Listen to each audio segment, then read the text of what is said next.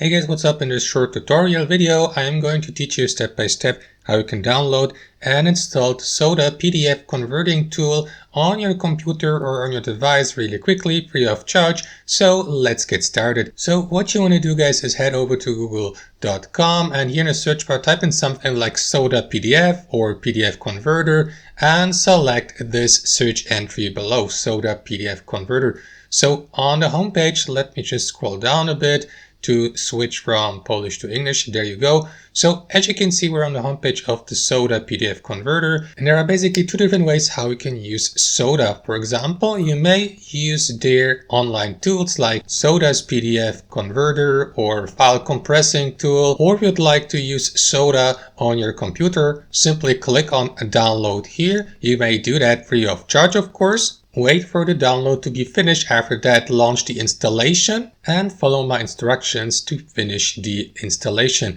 For instance, guys, you may choose your destination folder here, and once that's done, click on next there. And yeah, wait for your computer to finish installing Soda. It may or may not take a moment, but usually it shouldn't take your computer too long to install it. And there you go. Once that's done, Soda will be started or launched automatically and give you access to some of their features. As you can see, guys, users who install Soda on their computer are given the choice between a free and a pro membership.